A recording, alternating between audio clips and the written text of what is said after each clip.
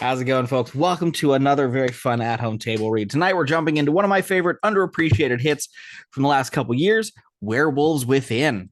This one's a ton of fun. I can't wait to see how this one's going to go. So let's jump right into introducing ourselves. Hello, I'm Mary. I'll be reading action description. I'm Logan. I'm going to be Finn. I'm Angi, and I'm Cecily. Hi, I'm Anne, and I'm Janine. Hello, I'm George, and I'm going to be Joaquim with an M. I'm Erik. I'll be Parker. I'm Jen, and I'm Marcus. I'm Neshia, and I'll be Gwen. All right. Well, Mary, take us away. Werewolves Within, written by Mishna Wolf, based on Werewolves Within by Ubisoft. Transcribed by The Werewolf. Listening is where love begins. Listening to ourselves, and then our neighbors. Mr. Rogers. Exterior, Beaverfield Inn, sunset. The inn sits peacefully against a snowy landscape. Exterior, Beaverfield Woods, moments later. Dave Sherman stands leaning against a tree. His flip phone rings with a text and he picks up. He peeks around the tree, trying his best to not get caught. He closes the phone and looks at his wedding ring. The leaves rustle next to him and he looks towards the sound and sees nothing. Hello? There's another sound of leaves rustling on the other side. He turns to look. All we can see is the inn off in the distance. He moves away from the tree and breathes a sigh of relief. Hello? Something snaps around his ankle and pulls him to the ground. Dave screams in pain as he's thrashed all over the wooded ground. He is tossed aside and starts to crawl for the inn, bloody and wounded. Help! Before he can get too much closer, the unseen creature drags him back into the woods. He screams. His screams lead into Interior Ranger's Finn's car. Finn Wheeler, Ranger, and all-around nice guy sits screaming in his car. Very good. Finn nods to himself, proud of his screaming. Now, if that's not the sound of being a man, I'm deaf. Manly. On screen, 29.5 days later, Finn drives a car as cars honk as the speed around him. We're talking about laying down the damn law and standing up for yourself. I'm going the speed limit, huh? So that's funny. See, if I'm going the speed limit and you're going faster than I am, that means you're above the speed limit. Yeah? If you're done being nice for no reason, I want you to scream. Finn screams once again. Chapter 5. Finn clears his throat, readying himself. Let's all chant the word balls. Balls, balls, balls. Balls, balls, balls. And you've got big balls, and I've got big balls. Finn continues driving. Interior Finn's car moments later. Finn is making a call. Hi, this is Charlotte. Leave a message. Bye. Hello, just wanted to let you know I am almost to my new post, which is exciting. Anyway, call me. Would love to hear your voice. Or don't.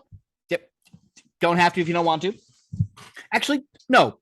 I would like if you would call me, please. This is me saying what I want. So there.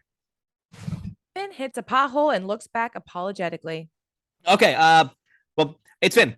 Love you. Call me. Okay. Bye. Finn hangs up, driving past a large sign reading, "Welcome to Beaverfield," and the self-help tape resumes playing. Balls. It's healthy. Balls, balls, balls, balls. Finn drives past a large pipe spewing fire. On the pipe, the word Midland Gas. Exterior, Beaverfield Inn moments later. Finn's car pulls to a stop and he hops out. Interior, Beaverfield Inn moments later. Finn walks inside, his large bag slung over his shoulder. A radio plays quietly as he looks around. Absolutely. Good afternoon to you as well. Well, if you've got no supplies to make some now, because this storm is going to be a big one. Finn looks into the main room and sees a lone woman reading by the fireplace. We're talking about a crippling blizzard. Hi. Where can I find the? The woman barely looks up from her book. She just points ominously in the other room and then gives him a thumbs up. Thank you. Finn crosses slowly to the main desk where Janine Sherman, the owner of the inn, sits with Sam Parker, head honcho for Midland Gas. Now, Mr. Parker, I told you, I really, Well, excuse me, Miss Sherwin. I told you that I'm here to listen. it's Sherman. She takes a moment to collect herself. Look, see, it's just, I'm worried. Well, now this pipeline is a feat of human ingenuity. I mean, look at this. This is plastic, cradled in steel, laying underground in Portland cement. Parker slides a small sketch of the finished job over to her, trying to make his point as Finn works his way across the room towards them. I got you a generous check. Easy as a signature. Janine laughs to herself. And what is so funny? It just, it's the, I've got environment staying on floors. And that, under these circumstances. Well, I got environmental guys. I got MIT guys that are smarter than some environmentalists on the second floor. Okay, they do lots of impact studies. It's I don't mean to interrupt. Nope. Please. You. Are you Janine? Yeah. She shakes her hand happily. His hand. Must be here? Yeah, Finn Wheeler, U.S. Forest Service. Oh, Janine Sherman. Parker stands. Oh, I'm Janine Sherman. Parker stands and extends a hand. Sam Parker, Midland Gas. Oh, what a coinky dink. Excuse me? The pipeline, right? That's your project? It is. Yeah, I'm going to be stationed in Beaverfield for the duration of construction. Yeah, I'm going to be stationed in Beaverfield for the duration of the construction. Yeah, that was what I just said. Yeah. Well, lucky me. I'm just stupid. Should it go through? It will. I'm confident. Oh, has to be a majority vote, Mr. Parker. Finn looks down at Parker's sketch. Sure is a lot of beautiful nature here. Be ashamed to break ground so close to a national forest. A man that doesn't want to conquer nature doesn't understand how brutal it is, Ranger. Oh, no, I'm so sorry. I wasn't trying to be like, oh, it'd be a shame. I wasn't trying to make a. May I take your luggage? Interior, Beaverfield Inn, staircase. Moments later, Janine struggles up the stairs, holding Finn's bag. The bags knock photos off the walls as she passes. Oh, Miss, Janine, you know, I can get that. Nope. Oh, sorry. The breakfast is at 7 to 9 in the cafe, and then we reopen again at noon. Oh man! And for now, I'm the only game in town for food wise. Good for business though. Yeah, especially with the storm coming. What a night! Yeah, I hear we got a big one coming. Yeah, probably overblown. Local news guys just love fear mongering. Janine manages to put Finn's bags down right in front of his door. Hey, Janine, we got cafe customers. You want me to take care of it? No, I'm making sandwiches. On the stairs, Cecily and the mail carrier straightens the frames. All your pictures are. Oh, I got it. Do you mind helping the ranger get settled? Yeah, you go run this place, because you're my damn hero, okay? Cecily scampers up the remaining stairs and finds himself standing in front of Finn. Hey, Ranger. Oh, Finn Wheeler. You're the mailman? Person. Yeah, gender is a construct. It is. She smiles and waves. Cecily. Hey. He extends his hands for a shake, but before she can take his hand, Oh, I have mail for the Ranger. she hands him a letter. Oh, really? Uh-huh. He tears open the letter and tosses the envelope aside. Not littering. I'm just excited. Yeah, not judging, just watching it. Finn pulls the letter open and reads. I'm writing you to inform you of Emerson Flint's commercial trapping activity. Contact road authorities. Sincerely, Dr. Jane Ellis, PhD, DVM, professor of zoology and environmental studies, room 207.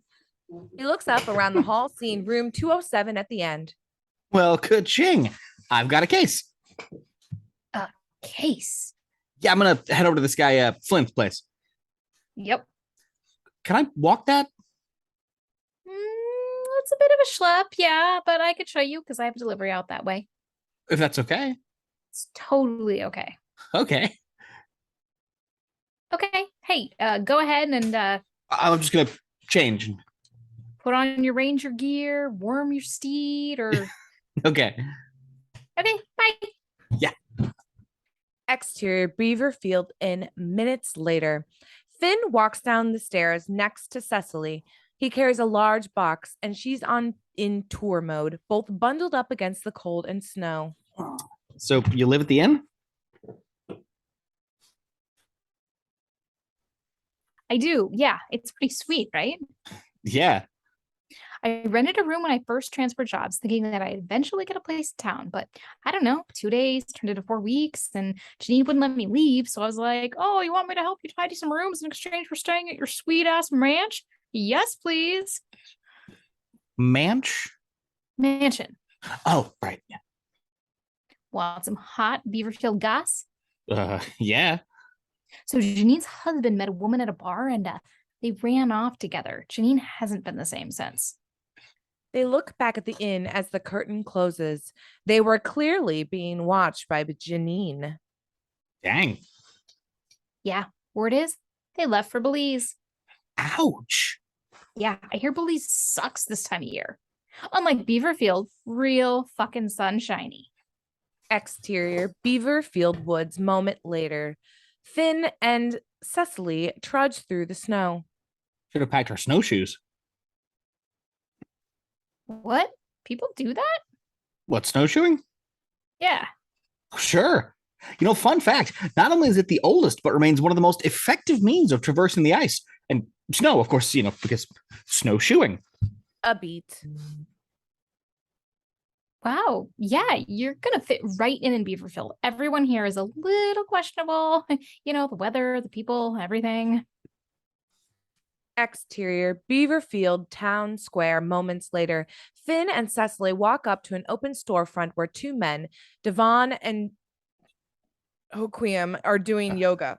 That's Devon and Joaquim. Joaquim, thank you. Fancy. Cecily gestures to the men inside. Devon's a tech dude, and Joaquim runs the yoga sesh. They're all like ex-city, nature-loving, millionaire power couple. You know the type. Hi, boys. Cecily waves to Joaquim and smiles and walks towards the window. Hey, Cecily. This is Finn. He's the new ranger. Devon stands from his yoga pose and crosses to the window.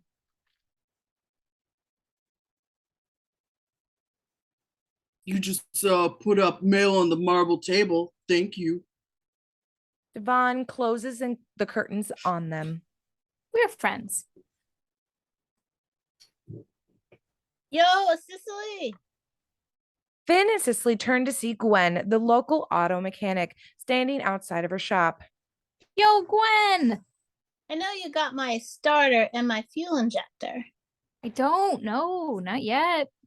That's weird. Sorry. I ordered them like the 4th of last month, and by my algebra, it's been like 3 whole weeks. I'll keep an eye out for it. A pickup truck pulls up to shop and Gwen turns. Marcus! Marcus!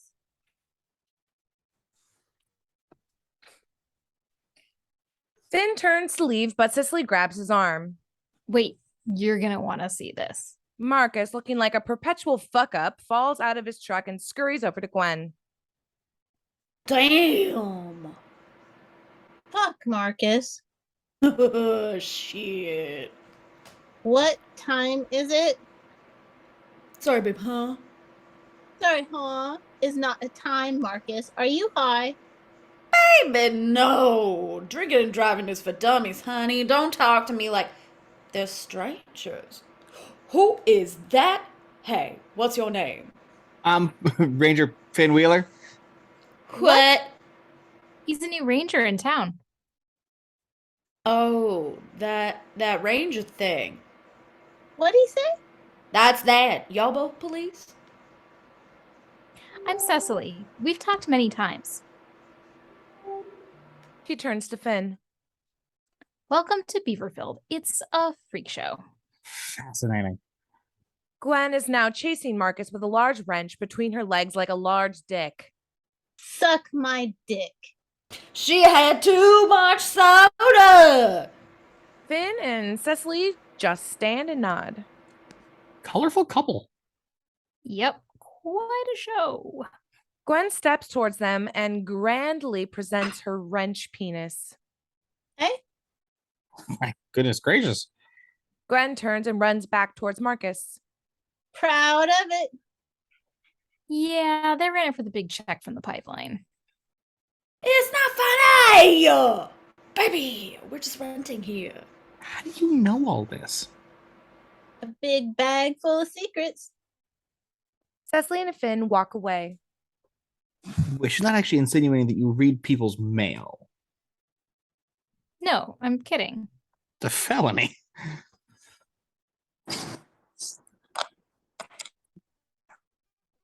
You're a new ranger, hello? Trish, too much energy already, comes sauntering across the street, waving at the pair. And who's this? Stephen King's very own Trish. Trish stops in front of them and pulls off her earmuffs. What did you say? I said Beaverfield's queen, Trish. Trish bows to Finn.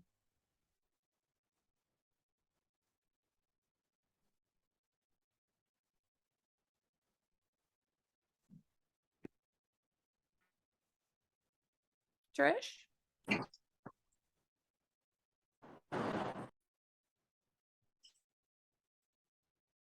Hello, I'm Trisha Anderton. I'm proud owner of Anderton Maple Farms. Hey, nice to meet. Oh, yeah, it's been in the family for about 90 years, and everyone knows, but crafting is my passion. She holds up a small handmade angel dressed like the ranger. Oh,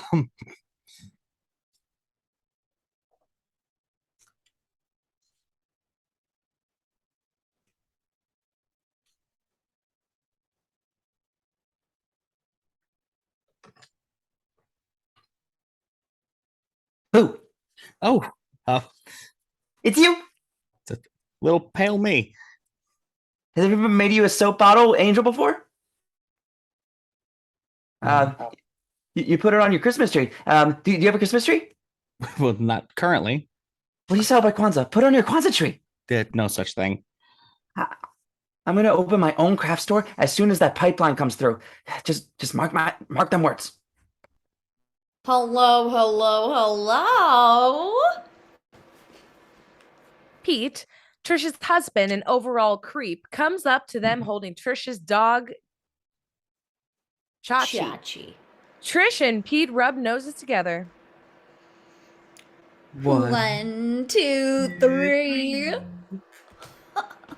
Trish turns her attention to Chachi. Doesn't get any attention ever since little Chachi came into my life, do you? She takes Chachi and showers him with kisses. He turns his attention to Cecily. Oh. Ooh, I'm so sorry. There she is. It's Cecily the mailman. Pete comes towards her for a creep hug, which makes Cecily visibly uncomfortable. No, thank you. Stop. Finn extends a hand in a shake to distract Pete. Ranger Finn Wheeler. Hey, how you doing? Hello, Ranger. Pete salutes with his left hand. Cool. Never the left. Never the left. My kind of guy. It's not what he meant. How are you?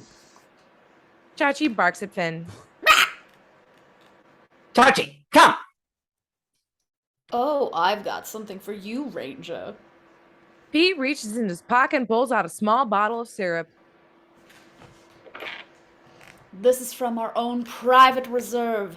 Right there. Guys, so many gifts. The best syrup in Vermont. Pete looks over his lawn and gets upset. Oh my God, are you kidding my behind? What happened? Jiminy Christmas! Hippies knocked down our sign again. Oh, it's Antifa.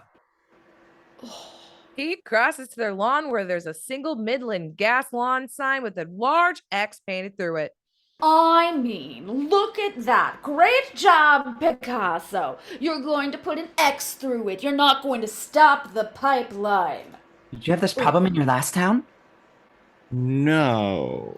Brooklyn hipsters. Pete pulls a large hammer and digs another sign into the ground.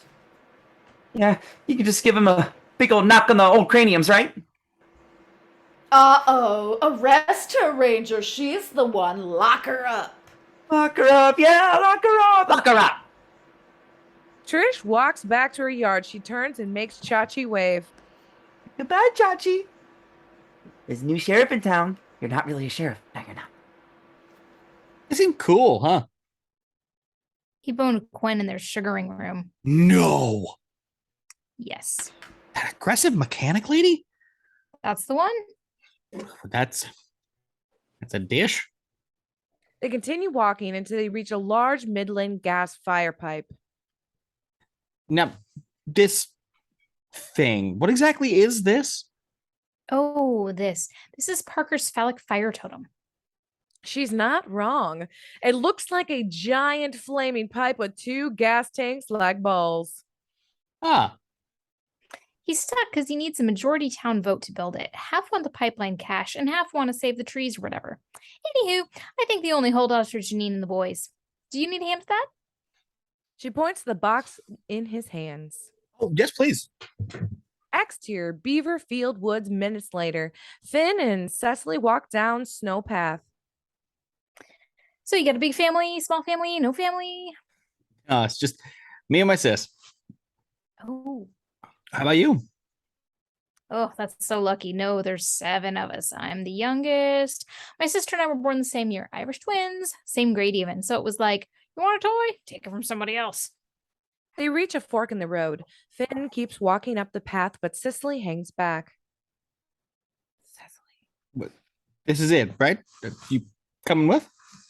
Actually, if you wouldn't mind, you want to just bring in that package? Because Flint likes to know who's around here, so you could introduce yourself. Neighborly fellow. My kind of guy. Thanks for the tip. Finn's phone rings and he struggles to balance the box with the incoming call. Oh, hey, just one last little... Hello, Charlotte. Hello? You might want to read the... Cecily gestures to a sign that Finn clearly misses. Hello? Hello, Charlotte. Hello? I can't... Finn continues down the path, totally missing the sign Cecily was pointing out. It reads, "You will be shot." You're good. Exterior Emerson Flint's property moments later. Finn walks through the snow, still trying to get his phone working. Hello, love. Hello. Can you hear me? The line disconnects. Crap. He redials but gets voicemail.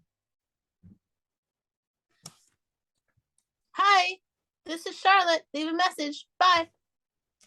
Hi, Charlotte. It's me. It's Finn. Finn passes and ignores another sign. This one reading, trespass and die. Glad I'm finally getting through. It's so hard to leave a voicemail. It's Finn stops as he lays eyes on Emerson's house. Well, less of a house, more of a serial killer's winter cottage. I'll call you back. Finn cautiously walks up the porch.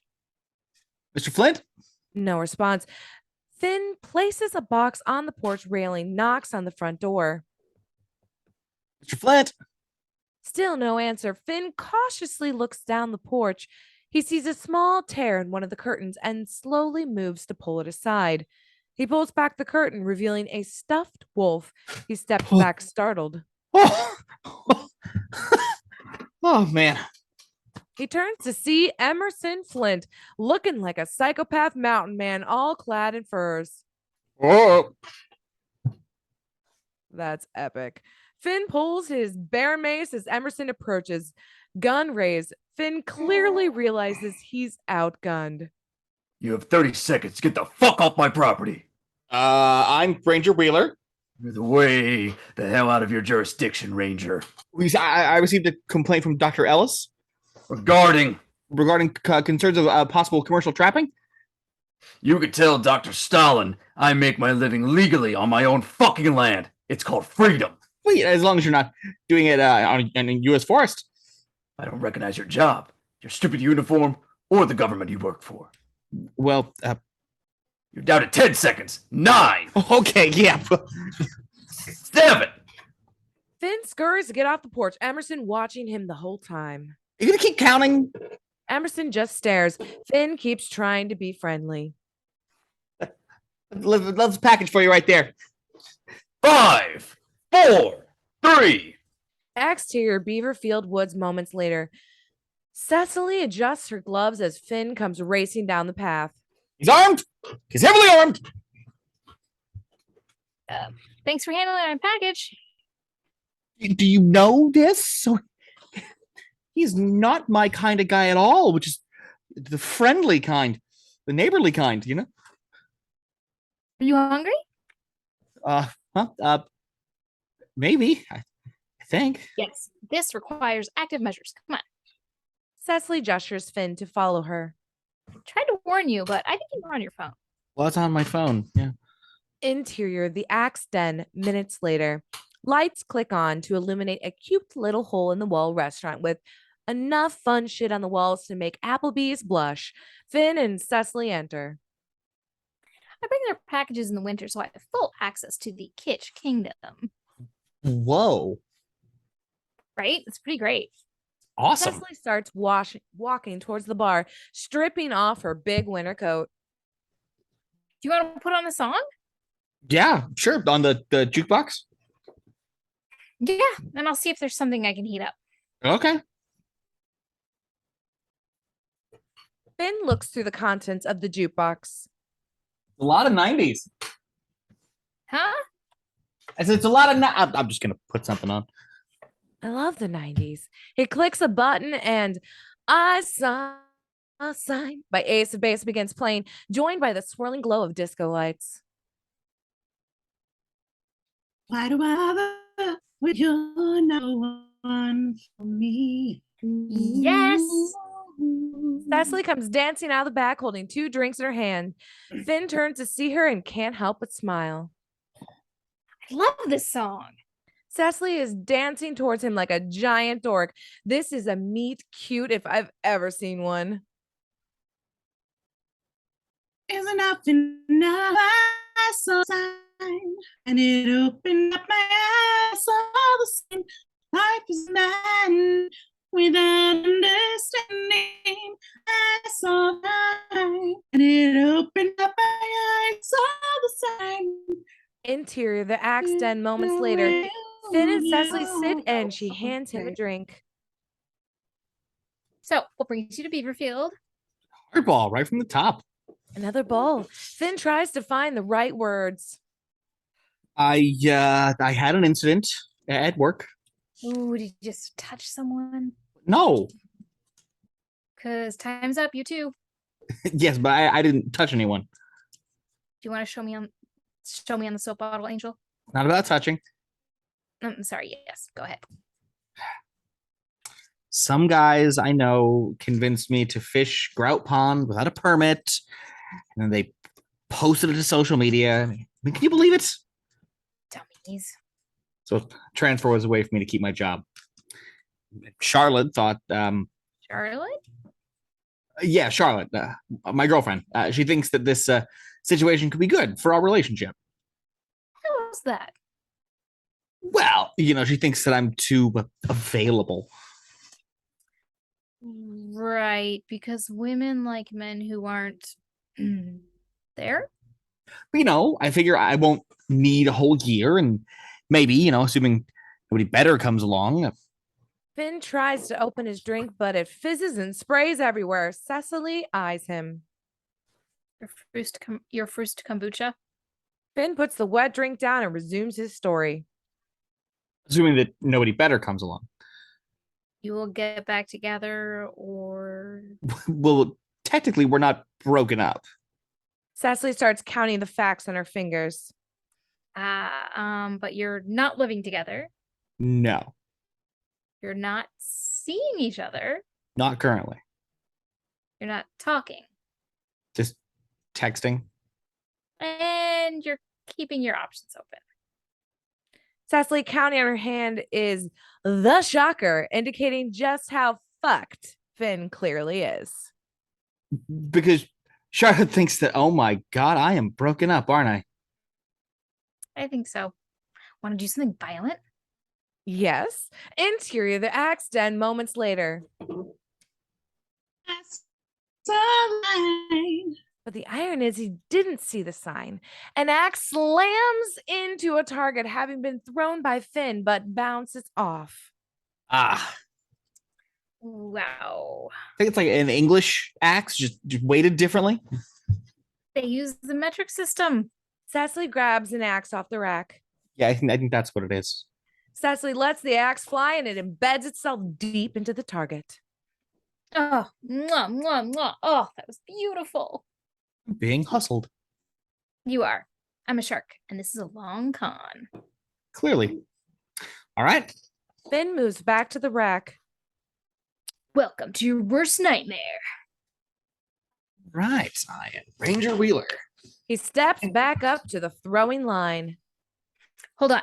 Before you do anything, just recognize that you're holding a real murder weapon, Yes, acknowledged. and it requires some training. Yes. So just try to flip it one time and then land it on the second flip. It's like a flip, and then it lands on the second flip. Okay. Yeah. Does that make sense?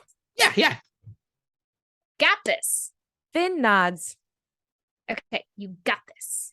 Finn lets another axe fly. It sticks in the board much closer to the bullseye than he was before. Oh, yeah. Oh, yes. Cecily turns to Finn. Up high. They high five. Down low. Finn goes for the low five, but Cecily moves out at the last moment. Oh, burn. How did I not see that one coming? Hustler. Because you're not 12. Cecily grabs another axe off the rack. How did you get into rangering? Rangering? Yeah. Yeah, that's what we call it. But you're gonna freak out, but I read that. He points to her butt. My butt? No. Cecily pulls a book out of her back pocket. Yeah. Uh-huh. Walden? Are you serious? Yeah, absolutely. She pats him with the book. You poet. Yeah. I was 15. It changed my life. Changed mine too. Yeah. But you've been to all the biggies, right? You've been to Sequoia? Sequoia. Mm-hmm. Yeah, I've been to Kings Canyon. Then to Yellowstone? Yellowstone. I've been to Yellowstone. I camped out a couple nights in Townshend on the way up. Wow. Yeah. You ever been to Gallatin National Forest? No, but I'd really love to go. Yeah, I feel most myself outdoors. Yeah. Yeah, it's a cool life you have. Yeah, I guess so. A taste for the beautiful is most cultivated out of doors. Walton? Yeah, it's Walden. Yeah. An awkward beat. Cecily steps closer to him. Hey, Ranger Finn, Male person Cecily. can I kiss you? They move in for a kiss, but the moment before their lips touch, Finn's phone rings. Finn stops a beat, then pulls out his phone. I'm so sorry. Hello? Hello? I'm so sorry. Are you serious right now? Hello, Charlotte. Are you really answering? Wow. Cecily walks off, pissed. Hello. Yeah. Hey, yeah. I'm sorry. Unbelievable. Cecily picks up her coat and heads for the door. Yeah, no, I'm shopping. Grow a pair. Oh, the balls again. Cecily leaves. Finn turns back to the phone call. Yeah, sorry, wait, what? No, you need the actual AAA card for that. Finn, you're an idiot. Exterior Beaverfield night. The snow sweeps across the road. After a moment, one of the power lines bursts and the lights go out across the small town. Interior Trish's home that night. Trish walks through the darkness of her kitchen.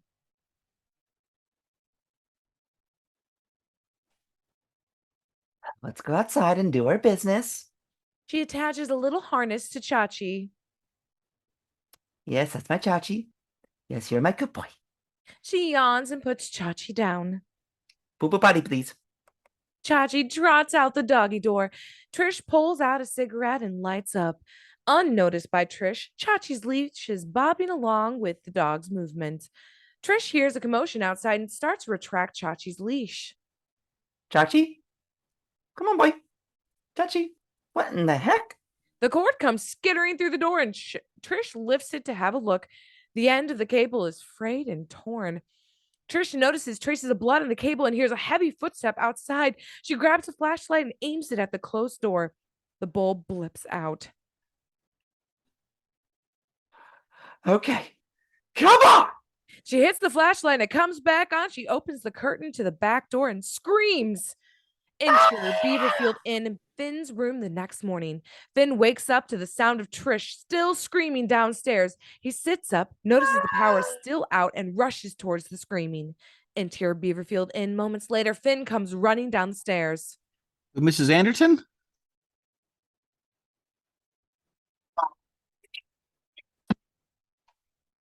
Janine tries to hand Trish a calming cup of tea for all the good that it's worth. Devon. Ooh. No. They're like Janine's good under the weather. That's honest. So low. I'm spread like scream like this. The whole neighborhood's great.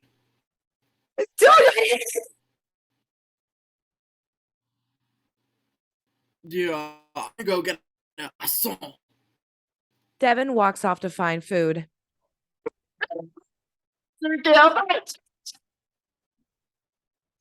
I am so sorry. I'm confused. Are we talking about a real baby? Because if that's the case, oh my god. But if not, it's a dog. For God's sakes, Joaquim, show a little respect. It's Joaquim with an M. Devon returns with a croissant. Man, I don't repeat. You're the only bar. And brown people. Wow. Joaquim turns and takes the croissant from Devon. No carbs for you.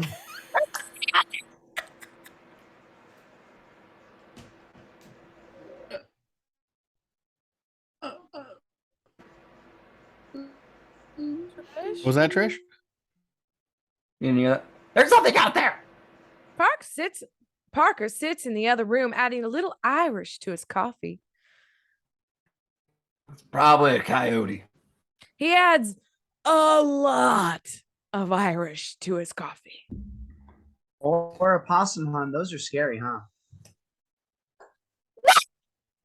Devon is only half paying attention to Trish's wailing. So sorry, lost. We're in these woods, little duck man. Just can't even get her down. Calm down. Janine turns to face Finn. Okay. What do you think, Doris? Finn steps aside, and there, standing behind him, is Dr. Ellis.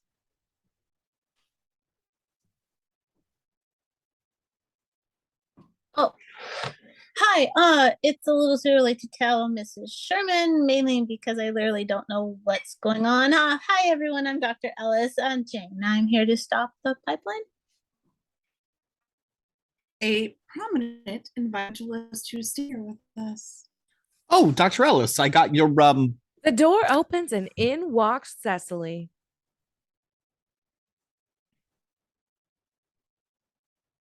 Oh my God, the power's out like everywhere. Cecily notices Trish in a wailing puddle on the floor.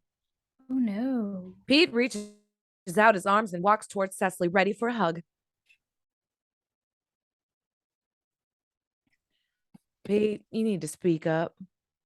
Oh, darling, I'm so sorry. I thought I hit the button on time, but our poor Chachi left us this morning. I'm so verklempt.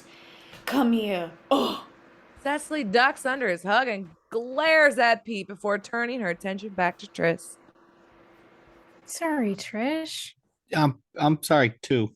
Dr. Ellis crouches down next to Trish and takes a photo of the frayed leash. Dr. Ellis then pulls a hair off the cord with a pair of tweezers. Okay, everyone, I'm gonna go to town and I'm gonna get the backup generators going, log Chachi's death, and get you back on the internet. A novelty car horn honks outside. Oh my goodness, now. Gwen pulls back the curtains and shouts through the window. Janine! Yeah? You gotta let us in. Our shitter's broke. Marcus Hey! runs up behind her. I'm so sorry for interrupting. Hey, yo, just so you know that the streets is all storm fucked. Storm fucked. What did she say? I think she said, Storm fucked. yeah. Here, I'll be right back. I'm going to use that one next time it happens in Chicago. Finn grabs a pair of binoculars and heads for the door. Exterior Beaverfield Inn moments later. Finn looks over the ground, seeing nothing. He turns and sees one of the power lines completely knocked over. Oh. Exterior, the axe den minutes later. Finn walks through the snow until he sees the generator. It appears to be slashed apart, sparks shooting from it. Heavens to Betsy. Oh, dear Lord Betsy. Exterior Beaverfield Inn minutes later. Finn walks back towards the inn. As he comes around the side, he sees Inn's generator slashed and destroyed too. Heavens to Betsy. Finn notices a small object poking out of the snow underneath the porch. Huh. What is this? He reaches for it and pulls, unearthing a decayed human arm. Holy! Interior Beaverfield Inn moments later. Finn walks inside, shell-shocked. Janine turns to look at him. Ranger, you look like you just corpse. You're right. A beat. The roads are effed. Yes, we just said that. Yeah, no shit, dummy. We said that. And something's wrong with the generator. Which gender? All of them? Wait, what? What? What does that mean? It looks like someone went at them with like a knife. What the hell mean a knife? They all start talking at Finn, their voices overlapping. Trish walks up to him and shoves the leash in Finn's face. They would kill me, Chachi! We might put the horror leash. We like put the horror leash away. What kind of animal is smart enough to go around town slashing all the generators, but stupid enough to eat your stupid chachi? Okay, you are over the line, Wolfson. Okay, why don't you insights? Right? I'll use whatever voice I want.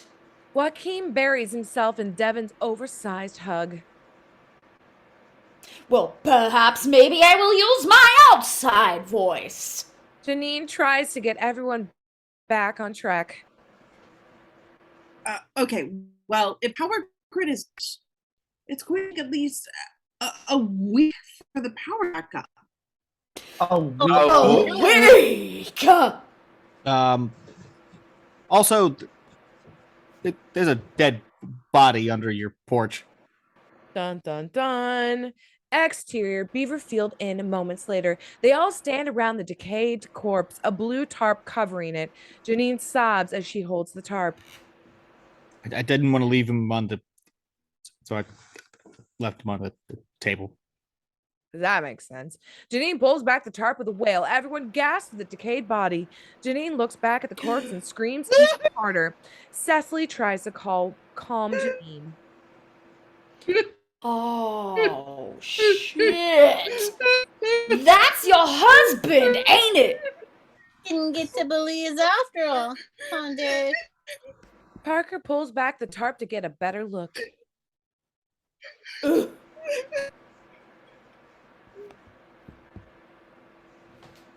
Ugh. How do you Definitely a canine. know?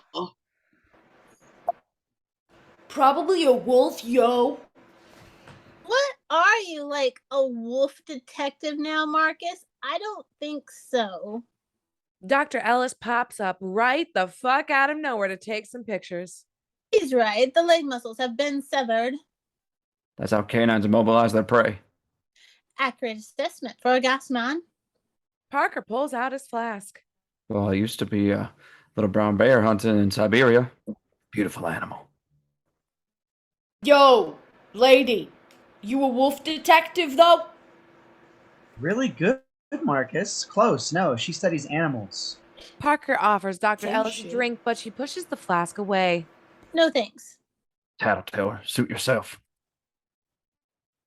Well, I would like some if you would be so kind. Trish pushes through the group to get closer. I would be. Dr. Ellis finds another hair. What happened today was just awful. It's just so awful. Anyway, Lady Doctor, do you think, what got Dave also got my Chachi? If you'll excuse me, I need to compare these fur samples. Trish turns to Pete. Peter? He don't stink because he just froze up. Maybe we should detain inside. Yeah. So disgusting. No, I'm Maddie. There's 2 bodies. They all turn to leave. Finn steps back to the corpse and covers it once again with the tarp, doing his best not to vomit. Interior, Beaverfield Inn. Moments later, everyone sits around arguing about what to do next. You know, nothing's gonna get down that mountain but a snowplow. Does Beaverfield have a snowplow? Fuck yeah, we do. Good. I just need that starter and fuel injector I ordered. Oh. There's a wild animal out there. I don't want to say it, but who knows who or what is going to kill next? Or when she's going to kill next. I did not find that funny. Hey. It's a little funny. I have an idea. This Flint guy, he's an expert hunter, right? Oh, yes. You could say that. Well, maybe we pay him a visit. And kill the damn thing. Actually, I was gonna say maybe he could trap it. Everyone talks over each other on whether it's a good idea or not. Some bullshit. You can't go by yourself, man. That psycho, he's nuts. You could come with me. Nah, I'm good. Anybody else?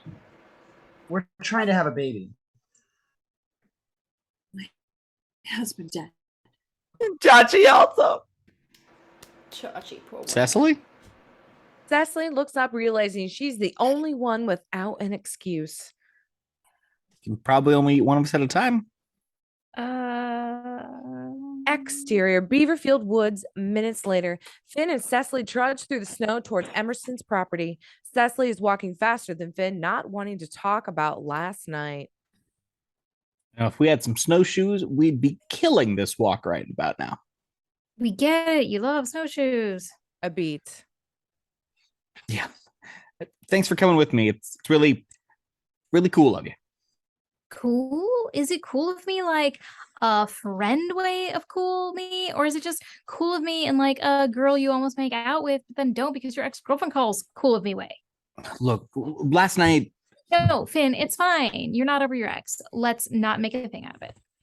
But no, you're wrong. You know, last night was very, very big for me. In like a sad way because you're with the wrong girl? Finn stops her walking and looks into Cecily's eyes. No, look, because I was with the right girl, one who's smart and beautiful True. and interesting. I'm listening. Okay, look, I blew it. Okay, there's no denying that. And it's not because I love Charlotte. Still, it's because I don't know why. Finn, you're a really likable guy, and that's great. A lot of people like you. Not to sound too heteronormative, but maybe Charlotte's right. Maybe you should man up, you know? Grow a beard, hair on your chest, chug a beer, yell at someone smaller than you. I don't know, yell things like, respect me. I don't know what men do. I try not to hang out with them too much. Try saying balls a lot. She walks off, leaving Finn for a beat. Interior, Beaverfield Inn, same time. Parker sits talking to Devon and Joaquim as Trish knits. You do realize that we are prepared to double the offer. I don't care if you tree off. Moved up here for scene. Not your construct scheme. No. And scenery requires having a forest, which you don't F up. Well, you're really effing up our people's dreams. Chaw. Well, too bad, Pete. Marcus and Gwen chat off to the side as Parker offers Trish a drink. She ignores him and keeps knitting. Shit. I guess Trish don't get a craft store, huh? Craft store? What about our freaking money? I don't know. Go ask. Ask. Marcus walks up to Parker, nervous. Yo, Parker, so Gwen and I, we want money. Parker hands the drink to Marcus. Oh, sorry, Marcus. If the vote ain't unanimous, no one gets nothing. Unless you can convince your neighbors otherwise. Are you down? We're not gonna help. Sorry, neighbors. You suck! You both suck. Flick my damn hair out. I what? You do not belong here. They all start yelling. You are, oh my god, trigger warning. You are liberal snowflakes. Oh shit, hold on, I gotta switch. Alright, y'all city slickers suck. Yeah. Interior Beaverfield Inn, Dr. Ellis's room moments later.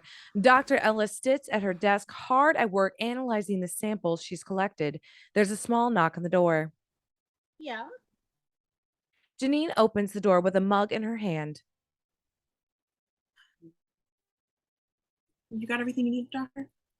Dr. Ellis turns. Dr. Ellis, uh, do I call you Doctor or Dr. Jane or... Janine, I have everything I need. Thank you so much for letting me set up shop in here. Okay, you got power? Dr. Ellis turns and pats a large battery pack. Yep, I work in the woods. I've got some batteries.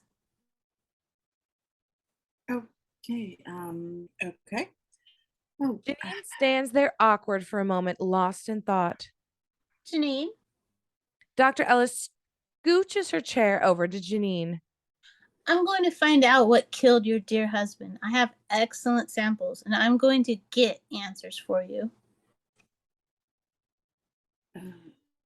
okay.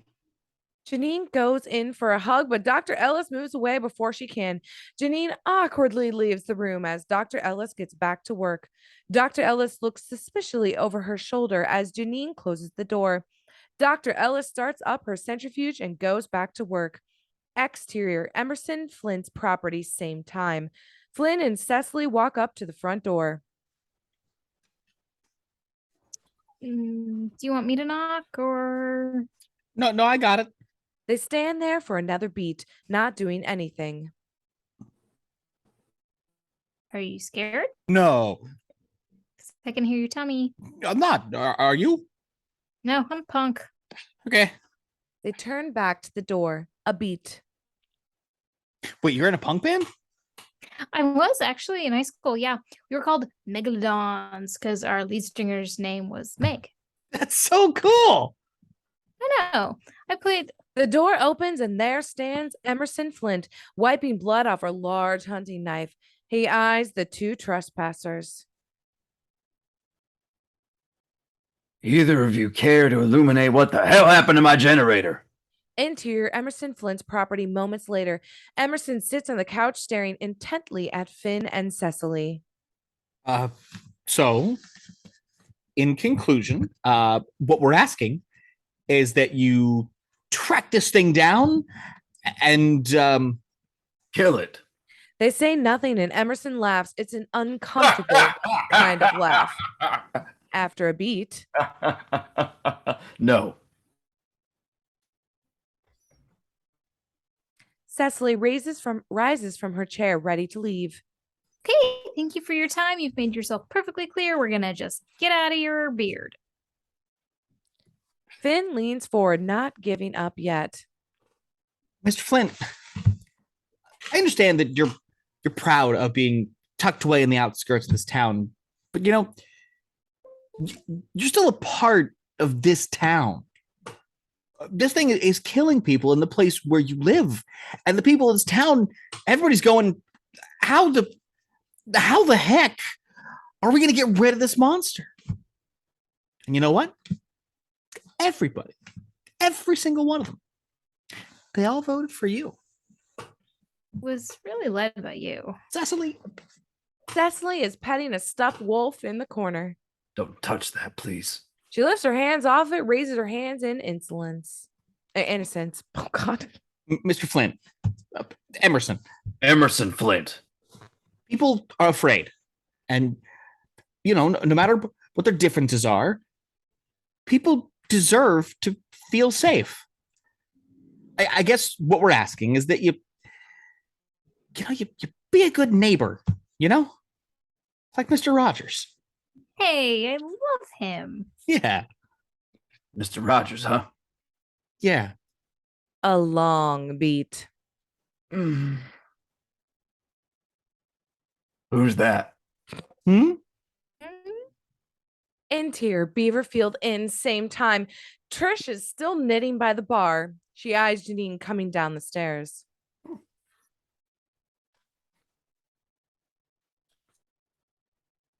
It was all Janine's story, Dave running off and whatnot. Welcome to Beaversfield, population. Bunch of liars. Parker sits next to her. What are you suggesting, Mrs. Anderton? Gwen walks up to them. Pete, you and Dave were tight. Did you ever say anything about going to Belize? Nope. But you know what's weird? Janine's against your pipeline, Mr. Parker, but Dave was real excited about it. Mm-hmm. Marcus pops up from behind the bar. Vault, of course that thing's shut down. There we go. All right, huh? Wait, y'all aren't saying that. We just don't know for sure now, do we? Oh, that's some bullshit.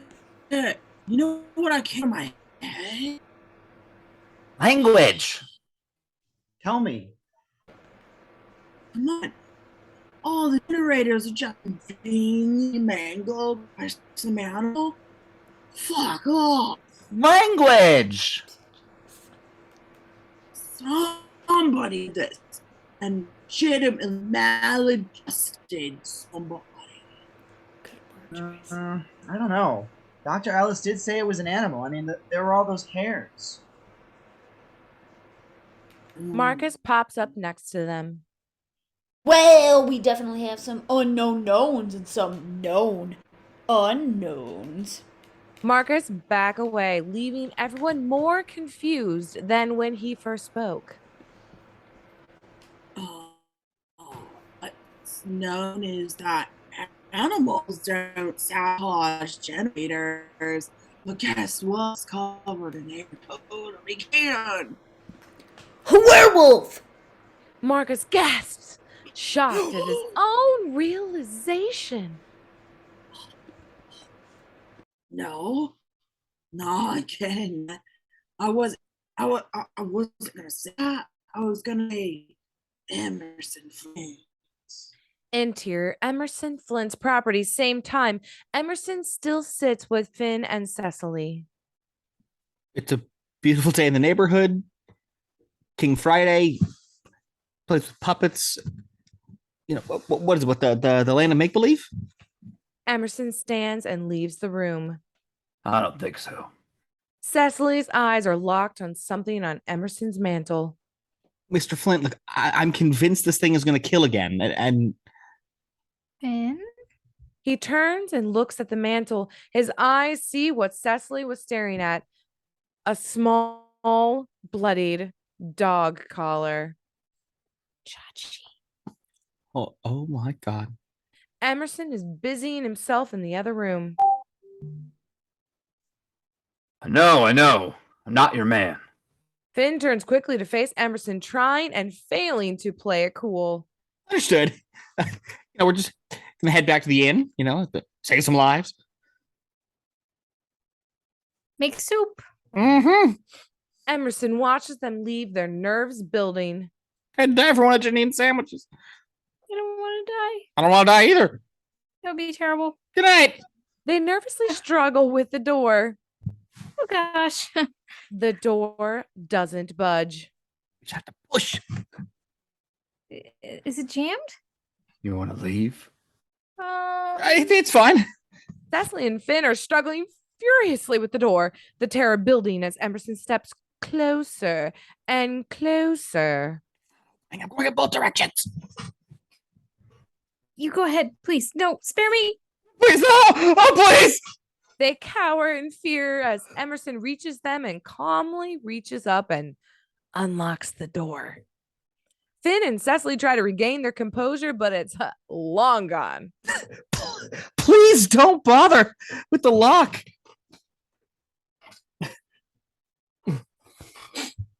Spare me there. My goodness, I could have gotten that myself. I appreciate it. They open the door and scurry outside. Exterior, Emerson Flynn's property continuous. They come through the door. Cecily whispers to Finn, It's definitely the murderer. Your voice has to be normal. They walk quickly off the porch as Emerson watches them go. After a beat, he shuts the door. Interior, Beaverfield Inn, minutes later. Cecily and Finn come inside. They rush to the fire. Oh, hurry. I need warmth. What happened? What did he say? Emerson killed Chachi. What? They all stand and gather round in a panic. Finn faces them to try and calm the growing mob. Hold on a minute. We don't know that for sure, Cecily. Does this mean he killed Dave? Does that mean he killed my husband? What are you talking about? He had Chachi's color. Trish begins wailing.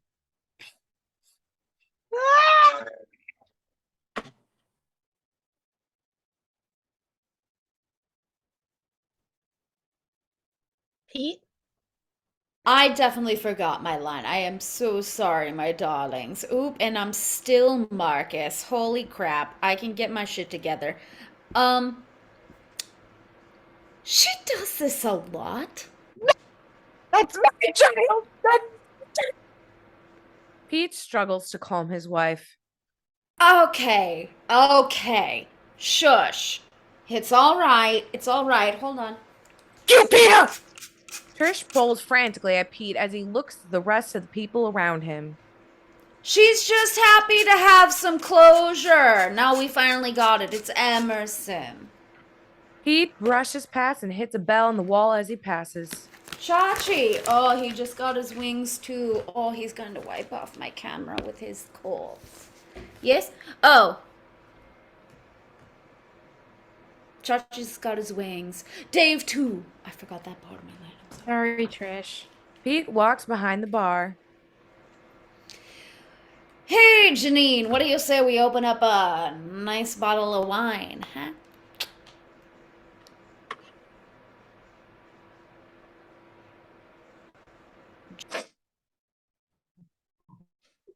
No. Okay.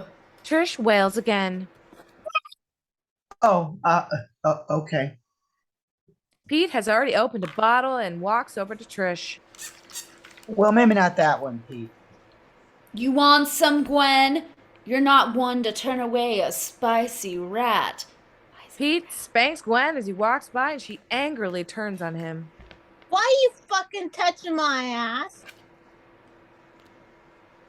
Brilliant delivery. Whoa, okay. Keep your hands to yourself or I'll cut them the fuck off. Must be, oh my god. Must be that time of the month. And hold on, I'm switching my thing. Alright, don't touch my wife's ass. Can I make anybody a sandwich? Oh, I will take one. No, you won't. I'll take one. Finn and Cecily share a look in awe of how dysfunctional this town is. Interior Beaverfield Inn minutes later. Janine sits and looks at an old photo of Dave and her on the beach.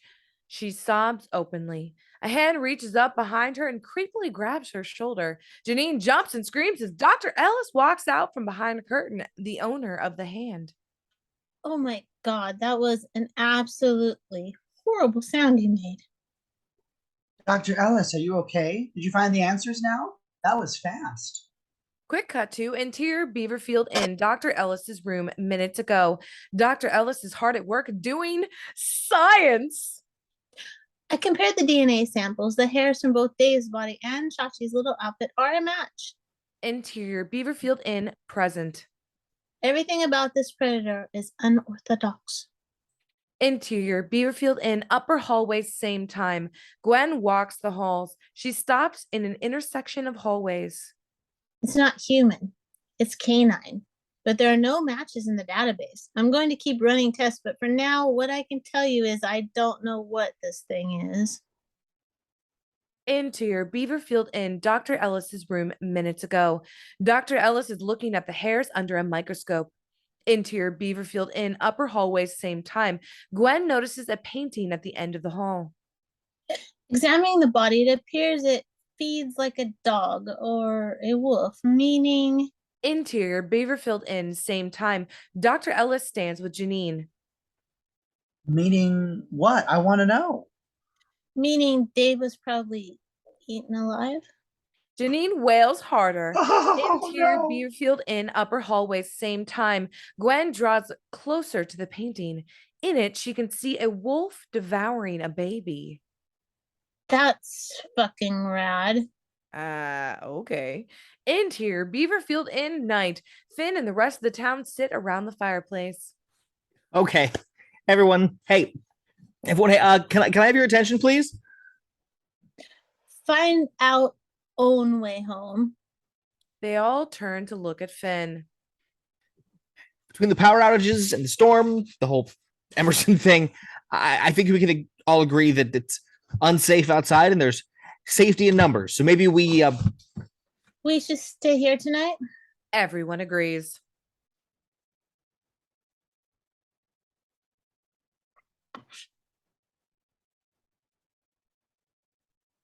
Marcus? I am so sorry. Can I get a page check?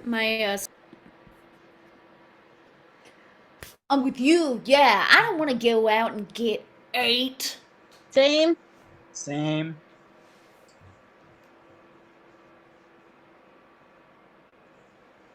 Dean, you got room? You can put us all up, can't you? No, it's just that, well, I have. Everyone is talking over her. Thank you so much, Janine. But some people would have to double up. Well, I mean, I think that'd be fine, right, Cecily? Okay, slow down. Out of curiosity, who is packing though? I am. Yes, sir. America. Damn near everyone pulls out a gun except for Cecily, Devon, Joaquim, Trish, and Janine. I have a prop for this. I'm sorry.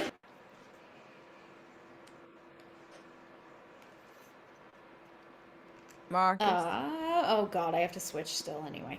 Shit, well, we're packing, dog. Cecily looks around in shock. I have Dave's hunting rifle, if that would be helpful. Yeah. Oh gosh, I almost forgot. Trish reaches into her purse and pulls out a small handgun. I got. Devon and Joaquim duck as she swings the gun around. Trish doesn't get why they're scared. It's TNT. It's a purse gun. Use you. Okay. You know, I think we should keep a gun in every room, just to be safe. Hold up. This dude Emerson wants to come down off his mountain maniac ass and eat our asses and fuck our skulls. And guess what is not going to happen tonight, because pow pow, I'm up in the shit. Yeah, where my gun goes, I goes. Same. And I am sleeping with my wife. The one time you don't turn on. That tracks, though, with this character. Unless someone prefers that my gun stays in someone else's room. Cecily. There we go. Do you want protection or? Cecily looks up, a mouth full of food. I'm good. Thank you. Finn surveys the room. One more time. Raise your hand if you have a gun. The gun owners raise their hands. Tiny, it's a purse gun. And if you don't have a gun, no gun. Devon and Joaquim raise their hands, as does Cecily. Gwen raises 2 middle fingers. Marcus got my gun. Well, we're having a good old-fashioned sleepover. A beat. With guns, though. With guns, yeah. God. Interior Beaverfield Inn, upper hallways. Moments later, Finn knocks on Dr. Ellis's door, Janine behind him. Dr. Ellis, we just thought we'd clue you in on the game plan for tonight. No response. Finn knocks again. Professor? He tries, but the door is locked. Interior Beaverfield Inn, Dr. Ellis's room, same time. Dr. Ellis looks at her computer, the results compiling. You all right? Dr. Ellis turns to the door. I'm fine. I just need more time to work. On her screen, results pending. Interior Beaverfield Inn upper hallways continuous. Okay. Finn looks back to everyone. All right, everyone. Let's lock up. Interior Beaverfield Inn moments later. Lockdown montage. Everyone closes and locks their doors. Some put chairs under the handles. They pull the curtains closed as the snowstorm rages outside. Interior Beaverfield Inn that night. Finn sleeps soundly on the couch, his gun hand on his chin. A shadow moves on the wall behind him. Someone is awake. Interior Beaverfield Inn, Trish's room moments later. Trish is sound asleep beneath her eye mask, snoring lightly. Pete lays next to her. The door creaks open. Pete feels a small tug on his outstretched hand, but not enough to wake him. Another tug, then another. Pete opens his eyes right as the roar cuts through the silence of the night and something chomps down on his hand. Pete is pulled screaming from the bed. Trish pulls off her mask and looks around. She sees Pete's feet dragged down away down the hall. Pete? Interior Beaverfield Inn upper hallways. Moments later, Pete is being dragged down the hall by an unseen creature. He screams, barely fighting back.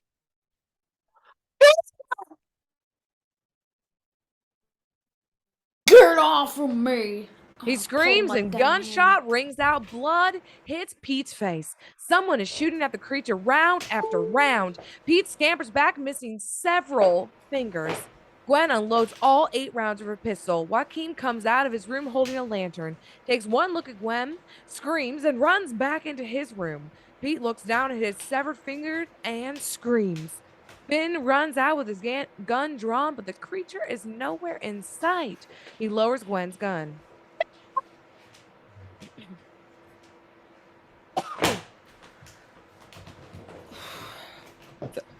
We need more lights. Finn runs towards Pete.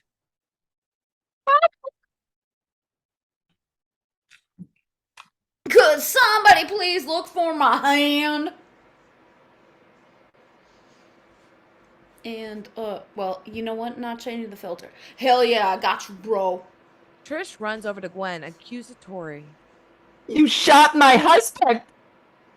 His hand has been bitten off. Oh my god! For God's sake, this is an animal attack.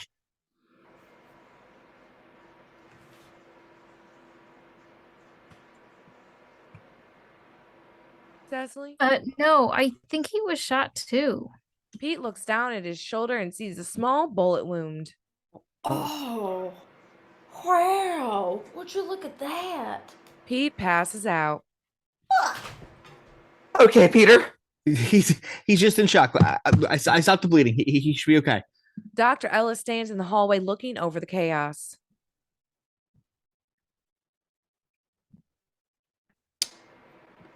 I'm coming. I'm sorry. He would have heard him come in. How many times did you fire your piece? How many times do you ask stupid questions? Guys, it was obviously an accident.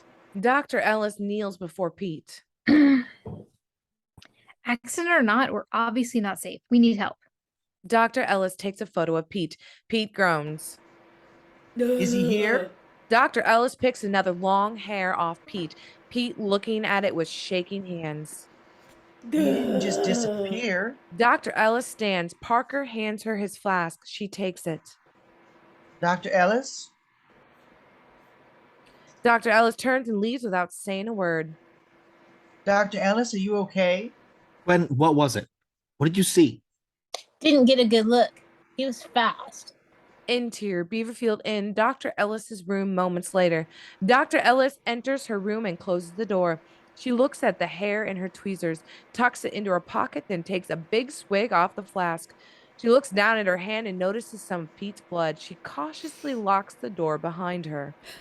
Interior Beaverfield Inn, moments later. Pete is set down on the couch along with a mug of tea and some painkillers. We need to get him to the hospital! We can't go anywhere until the storm blows over. Marcus's hand trails across the mantle, accidentally knocks over a card. Marcus, don't touch that, please.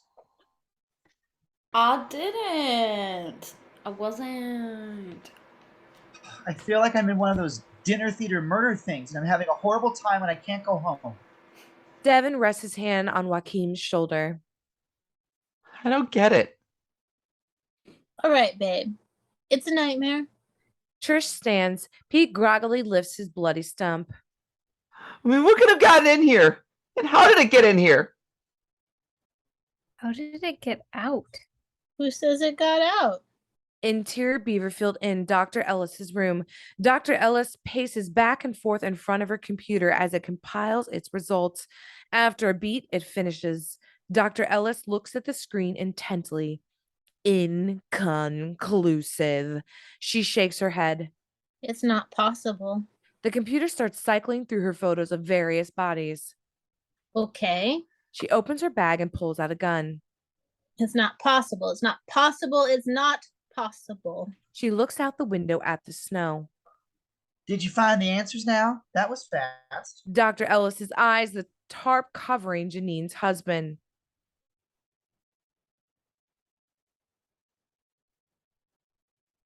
No! No! It's not human. It's canine. But there were no matches in the database. Dr. Ellis is putting together a theory. Does that mean he killed Dave? Does that mean he killed my husband? I have excellent samples. Keeping the root alive. I'm going to get answers for you. The full moon shines bright overhead. Interior Beaverfield Inn upper hallways moments later. Finn knocks on Dr. Ellis's door. Dr. Ellis. No answer. I told you, she's probably tanked. Blam, blam, blam. Bullets punch through the door as everyone cowers. Test this door again, I'll shoot. Again. Everyone rushes into the hall, drawn to the noise. Dr. Ellis, please look, we need answers. It didn't disappear. What did she say? What? It's not Emerson Flint. It's one of you. What the hell is that supposed to mean? Okay, well, we don't understand. Can you please come out? I'm afraid I can't do that, Ranger Wheeler. You could be one of them. What is she? One of what? Dr. Ellis takes a big swig of wine before dropping the bottle to the floor where it shatters. A lycanthrope. What? Lycanthrope? A werewolf. What? What is this, dumbass island? She's drunk. She's a dumbass island, baby, and you're just fucking nuts. This room got a back door. Yeah. Janine hands Parker a set of keys. Listen, Dr. Ellis, look, I know you're freaked out. Now I'm freaked out. I think we're all freaked out, yeah? Yeah, we're freaked out. Yeah, but to tell you what, you come out, we can all discuss this together as a group. Ellis hears the keys rattling in the back door of her room. A bullet hits the keyhole, rattling the doorknob free. Parker, no. Stay back. Doc, put the gun down. Stay back. No. 2 shots ring out. A body hits the floor. Dr. Ellis. After Are a you okay? tense moment, the door opens and there stands Parker. Killed herself. Oh my God. Wait, what? She killed herself? She was less afraid of death than whatever happened to Dave. Finn rushes into the room and inspects Dr. Ellis's body. She is indeed dead. Janine glares at Parker. Interior Beaverfield Inn lobby minutes later. All right. Search again. Doors, windows, everything's locked.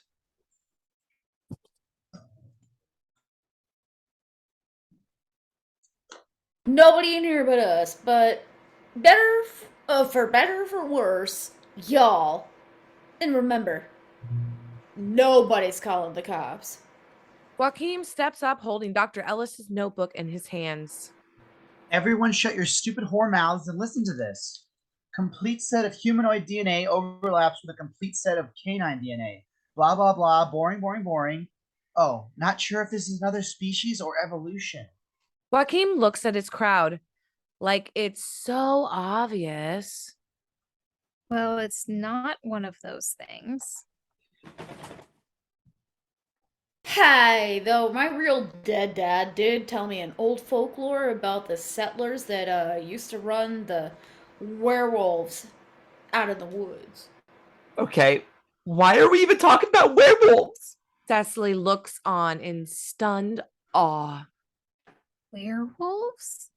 Why not? Every culture's got a werewolf story. That's true. The Vikings and the Hofedendar, and the turkey has Kurdadon. Okay, Big Daddy Sam Parker dropping that werewolf knowledge. When I was a kid, my daddy used to kick my ass. A beat. Okay. Okay.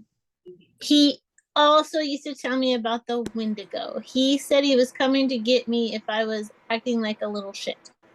Cecily raises her hand. What's a Wendigo? It's a man beast. Stalks the woods. Hungers for human flesh. But is never full. Oh, that's funny. That sounds like a euphemism for white men. You're funny, honey. Thanks, baby. You know, growing up in Argentina, it wasn't uncommon for the seventh-born child to be killed because that one's a werewolf. But you don't do that anymore, right? Because that's crazy. I think I know what this is. Somebody is trying to scare us, so cut the werewolf crap. One of you in the house is a bully and a murderer. Somebody is trying to take money from honest, God-fearing, hardworking people. One of you would rather terrorize than let Mr. Parker build his furnace pipeline. Oh, Jesus. And one of you killed my Chachi. One of you ate my husband's head, and for what? To save some fucking chipmunks?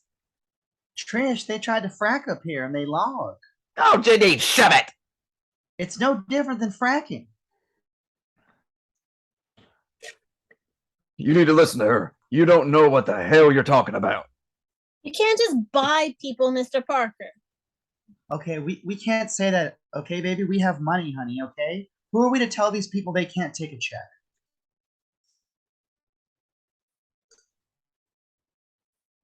That's exactly right. Somebody's terrorizing us to steal our damn money. We're talking low impact construction here, people. Marcus pulls his gun. So does everyone else. I'm a little lighter gun. I don't let people fuck with my money. That's what I don't do. Y'all suck! Finn draws his gun and aims it at Marcus. Devon has his hands raised. Are we really in a Mexican standoff right now? Yes.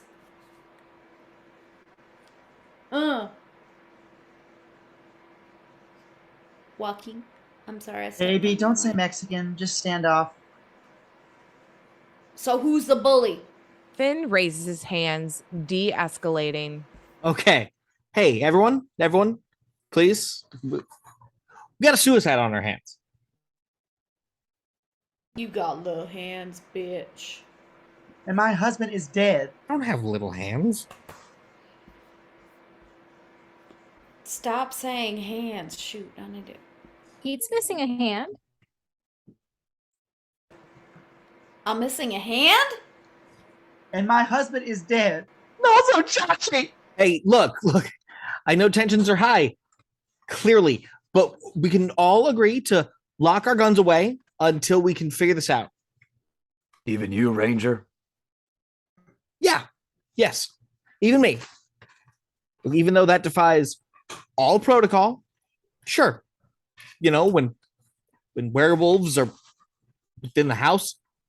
You got a point. I mean, if Dr. Ellis is right, any one of us could be a suspect. This settles in and everyone's paranoia rises. I say we put our heads together and smoke the fucker out. I love a good paranoia. You're smart. You are so smart. They toss a tablecloth over the table and load it up with everyone's guns. They wrap the guns and toss them in the attic. Janine locks the door. Finn takes the keys and tosses them out the window. Interior Beaverfield Inn setting room minutes later. Everyone is eyeing each other with suspicion. Shit, y'all. Hey, Trish has the most motive here, I think. What? 'Cause yeah, you hated Pete ever since my girl Gwen fucked him. Gwen rolls her eyes. I'm missing a hand. First of all, that was 4 years ago. And also, it never happened. Conversation is foul. Why would I even bite off Pete's hand? That's... Payback? Well, what? And you said you were gonna cut off his hand. You actually said it.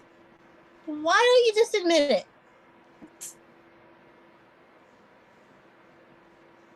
What? Your husband's a creep. You're a creep. You're a creep. Fine. Pete starts chuckling to himself in the background. Everyone turns to look at him. No, I'm not a creep. I'm just a werewolf. I don't know how He to do laughs any as he Wolverine looks fingers. at them. Maybe you're a werewolf. You're a werewolf. You're a werewolf. But maybe we're all werewolves. Maybe I ate my own hand. He bites his bandaged hand stump.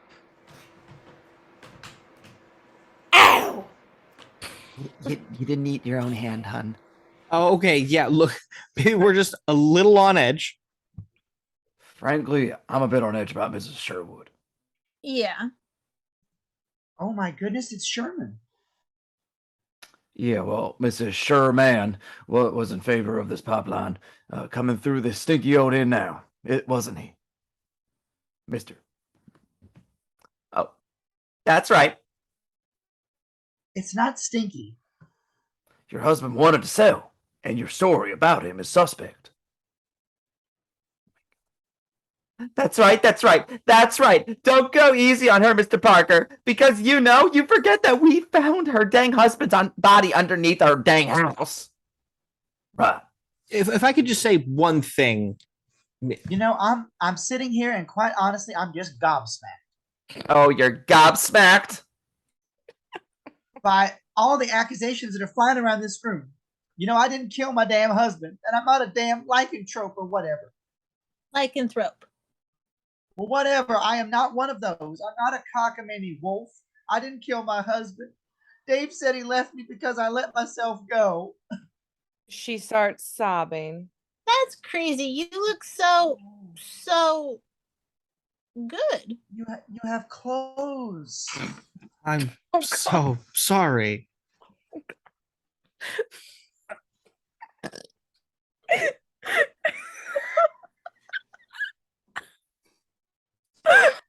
Sorry. Okay, hold on. I got this. Finn tries to reach over to comfort her, but she's a bit too far away. It's a bit of a reach. Is that why you ate him? Oh, if I could just say one. What about you, Mr. Parker? Aren't we suspicious of him? How do we know you didn't kill Dr. Ellis? Why am I the only one bringing that up? Am I the only one that finds that suspicious? That gun was in her hand, hon. You gave her your flask. She didn't want your damn booze. This man, he is a newcomer. He wants our land. He's trying to buy us out with all his money. What's wrong with that? Let me just say one thing. What about Ranger Wheeler here? And Cecily? I mean, they're newcomers. Oh, whatever. We're innocent AF, and you know it. We blindly walked into this weird ass horror show of a town. Yes, sticking your nose in these people's business with your money and your fancy booze. All right. I'll say it again, lady. You are a dangerous man. They continue to argue, shouting over each other until Finn has had enough. He stands and grabs a glass container, throwing it against the wall. It shatters and shuts everyone up. That was Royal Crown Derby. Look, I know it's easy to get caught up in the situation, in the fear of the situation, but can we all just take a breath and remember what we wanted out of this community when we moved here? Yeah, like you, Trish. What? I mean, we know that you were devastated by Chachi, Yeah, it really sucks. but you made us all those, So bottle angels? yeah, those. I mean, I don't know about anybody else, but That made me feel amazing. I still keep mine on the mantle. Yeah, to my dismay. And Devon, look, I know you feel that everything bad came in with Parker, but some of your neighbors aren't tech millionaires. A little extra money would mean a lot to them. Well, we're not actually millionaires. Well, Are we? maybe. Oh. Yeah, we're rich. Look, and Janine, you've been so generous in spite of all of your grief. I know it's easy to point the finger and fear each other. At its heart, this is a community, one that agrees about more than it doesn't. Hard work, be a good neighbor, warm place to meet, have a sandwich, love. All I'm asking is that we remember our common humanity.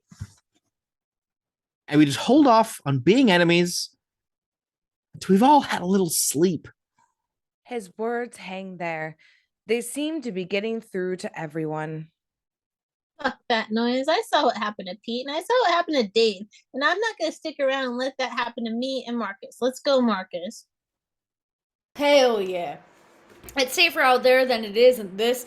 I definitely thought that line just said butthole, but it said hellhole. Gwen and Marcus cross to the door and open it. Fuck yo house. So I hope y'all dildos get eaten up by a wolf. They close the door behind them. Okay, well, this is where I also go my own way. I just had about enough of this town.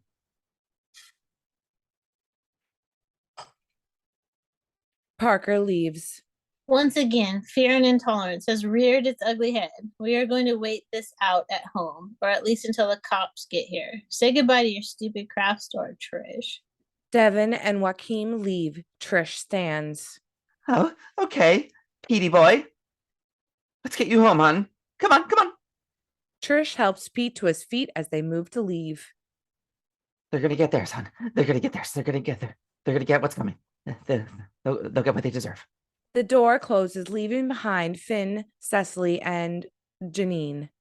Interior Beaverfield Inn minutes later. Finn is hammering slats of wood back across the door. Hey, how are you going to protect yourself? Oh, got my trusty bear spray. Yeah. Okay, good. All right. Cecily gives Finn a big hug before walking away. Janine runs up, holds another scrap of wood. They keep nailing down barricades. Exterior Beaverfield Inn moments later. Parker stands at the back of his car, opening the trunk. Inside sits a large crossbow, a few guns, and even a handful of grenades. He puts on a large hunting hat and stands ready. Interior Trish's home, same time. Trish sits with Pete by the fire, lost in thought. She rises, dropping Pete's head roughly to the couch. Ow! Trish looks out the window. Interior Beaverfield Inn later. Finn sits in a large chair, asleep, but he's awoken by a scream. He springs awake and grabs a lantern, rushing upstairs. Interior Beaverfield Inn upper hallways moments later. Finn steps out into the landing, takes a few steps before Cecily jumps out, startling him. Oh. There's something in Parker's room. Before he can take a step, Janine walks into the hallway, startling them again. Janine screams. Oh, I'm sorry. Oh God, what now? Janine, just go to your room, lock the door. Don't come out for anybody, okay? Okay. They turn their attention back to Parker's room. How he left?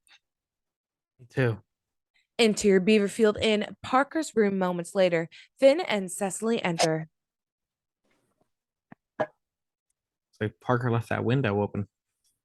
Finn hands Cecily the lantern and pulls out his flashlight. They start looking around the room as Finn closes the window.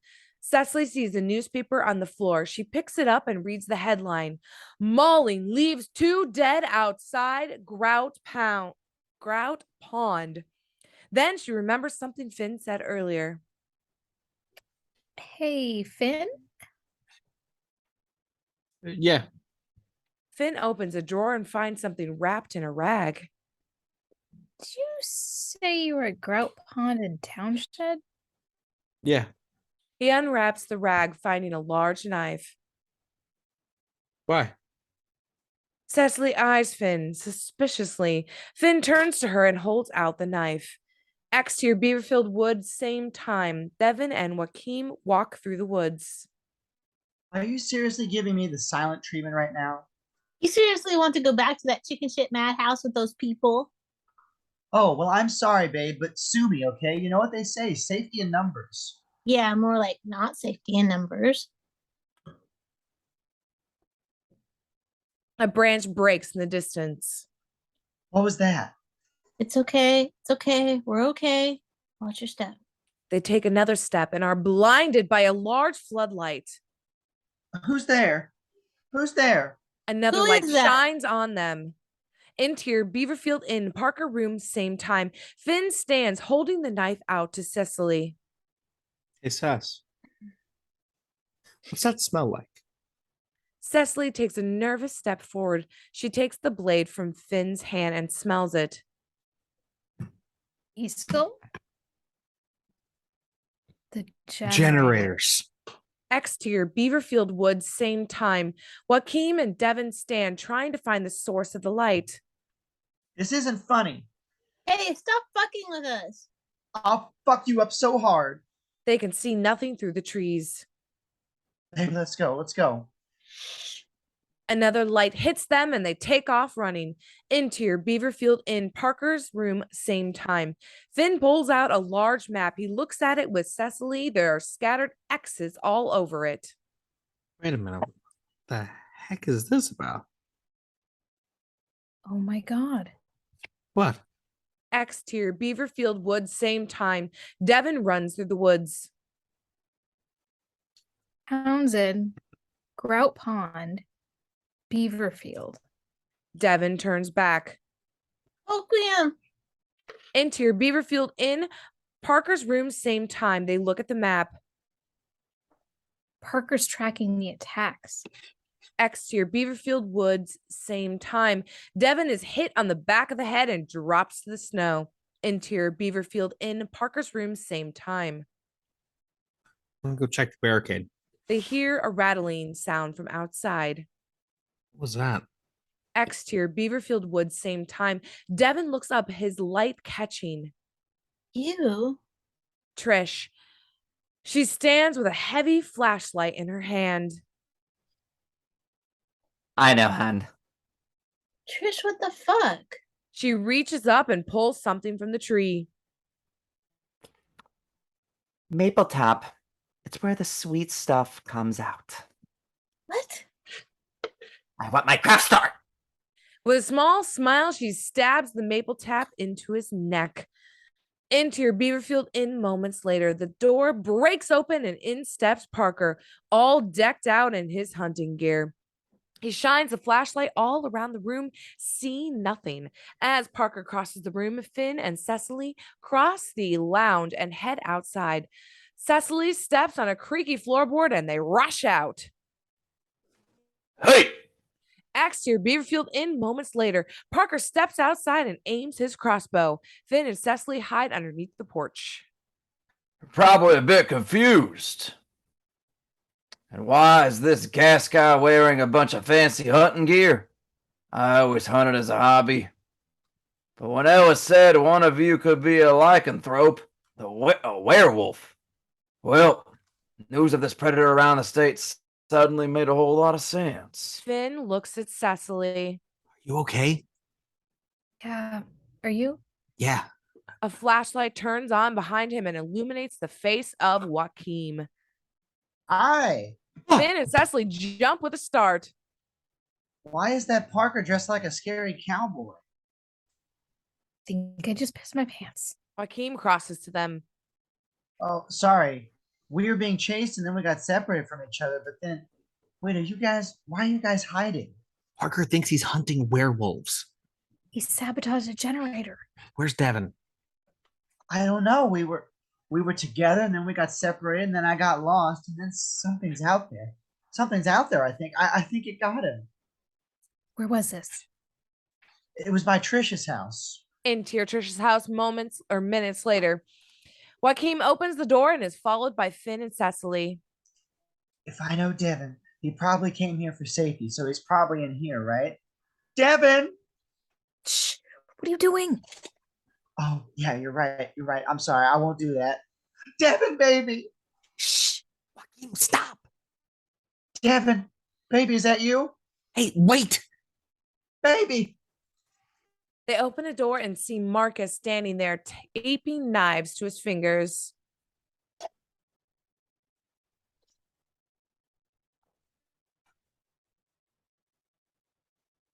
Boy, you just had to struggle. Now you're dead. Marcus notices them standing in the doorway. But Finn steps forward. Marcus, what the hell are you doing? what are you doing? What am I doing? Ranger, that's easy, Ranger. What am I doing? I taped these dumbass Q-tips that are supposed to represent knives to my hands. And then underneath, it's just my hand, but it is just as deadly with these knives on it. And I am going to steal everybody's shit. And then I'm going to make it look like a werewolf did it. Well, if you end up Blatantly being wrong. the werewolf, that's a big fucking disappointment. Same. Right. Okay, Marcus, I see you have some knives. Back off! Marcus slashes at Finn, cutting his shirt. That's my work shirt. Well, stay back. Stay back. Now you've bought it from Abercrombie and Fitch. Maybe I'm the werewolf. Maybe you became the werewolf. Weren't you a werewolf part-time, motherfucker? I love they gave me all the fucking swear lines. Weren't you the werewolf? I'm the full-time werewolf, bitch. But I'm Is also there the even a full-time werewolf? bitch. I don't know. I don't know. Oh, I don't even have to answer your questions, bitch. Marcus throws a vase at them, which shatters on the wall. Marcus runs for the front door. Exterior Trisha's home moments later, Marcus rushes outside, running for the streets. You little bitches can't catch a cold. I said, don't see you, don't want to be you. Now, little punk, you guys probably are dead, so dead right now, because I'm your only friend. Really, if you think about it, don't get eaten. Marcus howls right before a truck aggressively backs over him. The truck comes to a Ow! halt, driven by Gwen. Marcus, let's go, brainless. Blam! The gunshot rings out and Gwen is shot in the head. Trish stands on the other side of the street, gun drawn. Not you, homewrecker. Finn, Cecily, and Joaquim stand in shock on the porch after a beat. Yeah, this sounds batshit. Let's go inside out the back. Let's go out the back, please. They rush back inside. She still has her tiny BB gun. Trish marches for the front door but doesn't get there in time before it's locked. Fucking bitch. That's very rude. My house, you're trespassing. Trespassers will be shot on command. They will be shot at sight. She walks off back around back. After a beat, she goes to the other way. No. Oh, I know another way in. Interior Trisha's house moments later, Cecily, Finn, and Joaquim run through the house, heading for the back door in the kitchen. She pulls open the door, and there stands Trish, gun drawn. Nobody move. What is she, Michael Myers? What? Wipe your feet. See, clean. Wiped. Super, they're so clean, right? Listen. Just keep moving back. She backs them into the living room by the fire. Watch where you're going. Hey, Happy family. Line up, line up. You people do not belong here. You do not belong in this town. In this house. You sure as Shinola don't get to tell me what to do with my property. Trish, did you do something to my husband? Did you kill Devon? Now, I don't care what you do in your own home. Your little husband should have kept his nose in his own beeswax. And all you should have let Mr. Parker built his pipe. Huh? She looks over to the couch and Peter looks rough. Peter, what did you do? Joaquim raises a fireplace poker. Peter, no. You killed Peter. You killed my husband. Joaquim swings the poker and catches Trish in the head. Blood flows freely down her face as she drops to her knees. Is she okay? She's okay. Trish? Trish falls face first into the fireplace, ablaze. Let's leave, please. Exterior Trish's house. Moments later, they rush outside towards the truck. Okay, Ranger. Put on your Ranger hat. What are we doing? All right. Well, we're going to take Marcus' truck. Okay. Go as far as we can. You know, maybe. Sorry, Marcus.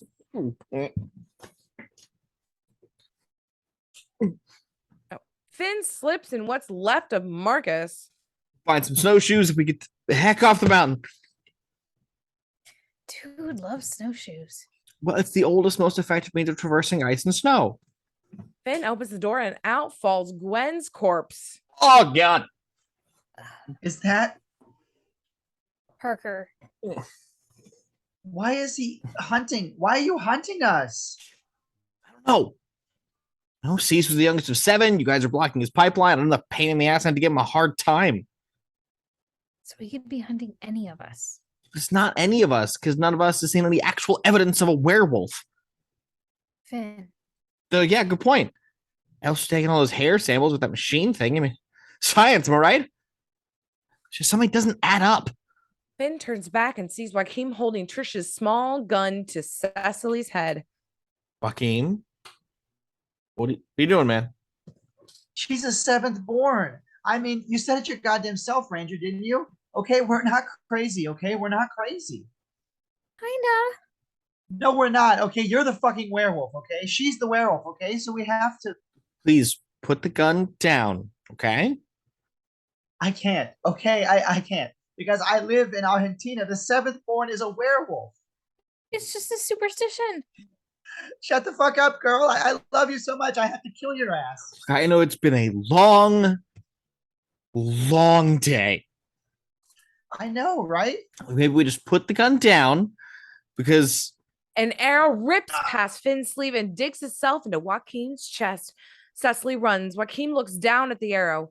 Joaquim drops to his knees. Ow. Joaquim falls. Finn, what do we do? What do we do now? Okay, start the truck.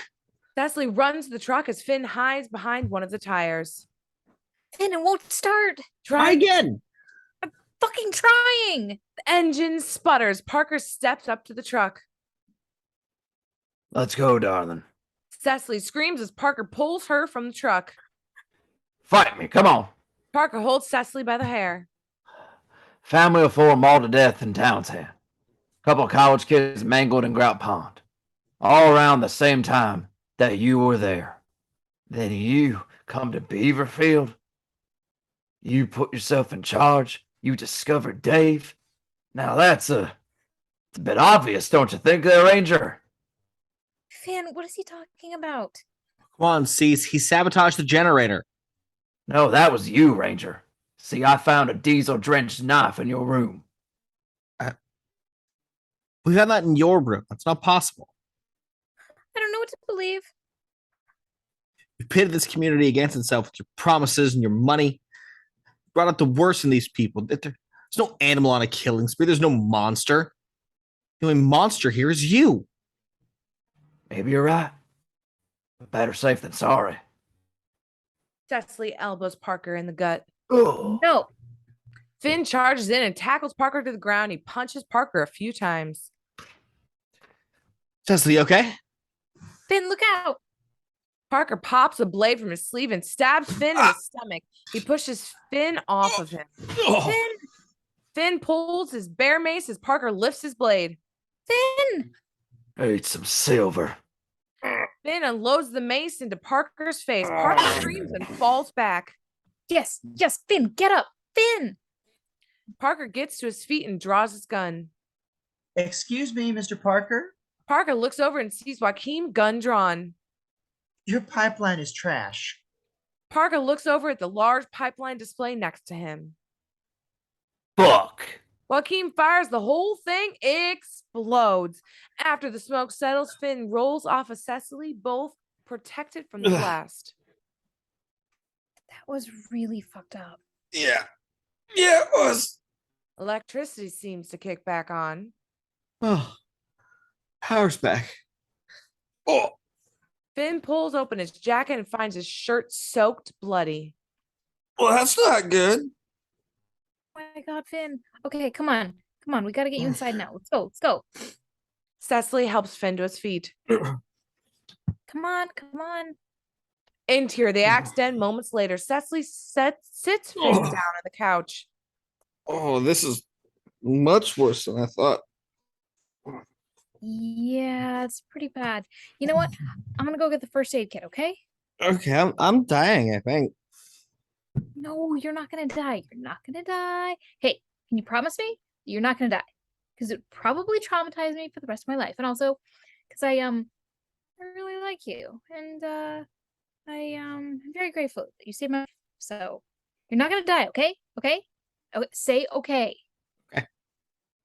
Say okay. Okay. Okay. She scurries off. Okay. I'm going to go see if I can get the phones back up. After beat, Finn gets up and heads into the back hallway. He hears a familiar cell phone ring. Interior, the axe den, back hallways continuous. He follows the sound towards a small back office. At his feet rests a package. He flips it over and sees it's Gwen's fuel injector. You know, nothing's going to get down that mountain but a snowplow. Just need that starter fuel injector I ordered. Finn opens the door to the office and sees it's stacked high with packages. The cell phone rings again. There are newspaper clippings of all the attacks on the walls. Below that, a pile of wallets. On top of one of the wallets sits a phone which rings. Finn picks up an ID badge. It's for Dave Sherman, Janine's husband. Interior, the axe den continues. Finn walks back to the main room and sees Cecily standing in the middle of the room. It's you, isn't it? Cecily looks back at him, plain innocent. Finn looks down and sees her bare feet tapping on the floor. Were you even in a punk band? Yeah. We just didn't actually break up, though. You ate them. I ate them. Yeah. Oh, come on, Finn. Didn't I seem a little too good to be true? No. You seemed great. Oh no, Finn, please help me. What do we do now? The car won't start. Finn, Sam Parker has me by the hair. That's great. Don't yell at me. That's not yelling. That's talking in a tone. This is yelling. Cecily lets out an otherworldly and monstrous howl. You're really a Werewolf. Yeah.